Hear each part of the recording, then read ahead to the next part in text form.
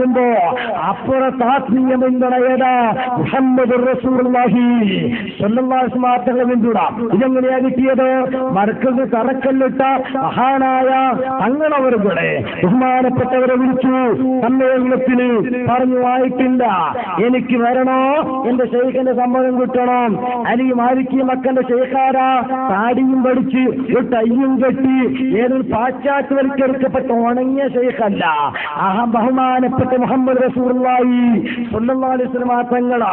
ഈ തങ്ങളെ സമ്മതം കിട്ടണം വരണമെങ്കിൽ പലപ്പോഴും പറഞ്ഞു കിട്ടിയിട്ടില്ല. പക്ഷേ ഇക്കഴിഞ്ഞ ഗോൾഡൻ ജൂബിലിക്ക് ഇങ്ങോട്ട് വിളിച്ചു പറഞ്ഞു, ശൈഖ് അബൂബക്കർ വഖദ് അജാബനി റസൂലുള്ളാഹി സ്വല്ലല്ലാഹു അലൈഹി വസല്ലം ബിഅൻ ഉശാരിക ഫീ അഫ്ലത്തിക്കും, നിങ്ങളുടെ സമ്മേളനത്തിൽ സംബന്ധിക്കാൻ റസൂൽ എനിക്ക് സമ്മതം തന്നു കേട്ടോ.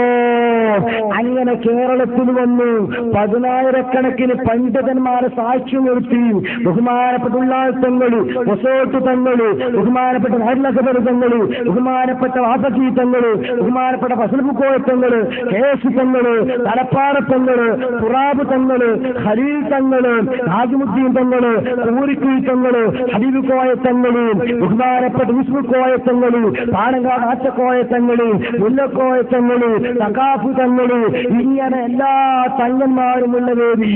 ബഹുമാനപ്പെട്ട ചിത്താരി ഉസ്താദ്, എന്നെ ഉസ്താദ്, അതേപോലെ തന്നെ ബഹുമാനപ്പെട്ട കോട്ടൂർ ഉസ്താദ്, സുലൈമാൻ ഉസ്താദ്, ഹൈദ്രോസ് ഉസ്താദ്, എല്ലാ ആലിമീങ്ങളുള്ള വേദി. ആ വേദിയിൽ വെച്ച് ബഹുമാനപ്പെട്ടവർ പറഞ്ഞു, റസൂലുള്ളാഹിയുമായിട്ട് എനിക്ക് ഒരുപാട് വിഷയത്തിൽ കണക്ഷൻ ഉണ്ട്, അതൊക്കെ നിങ്ങൾക്ക് തരണം ആഗ്രഹമുണ്ട്. പക്ഷെ സന്ദർഭം അനുകൂലമല്ല. പക്ഷേ ഞാൻ റസൂലുള്ളാഹിയും തമ്മിലുള്ള കണക്ഷൻ ഏതൊക്കെ ഉണ്ടോ എല്ലാം ഞാനിതാ കാന്തപുരത്തിൽ നൽകിയിരിക്കുന്നു.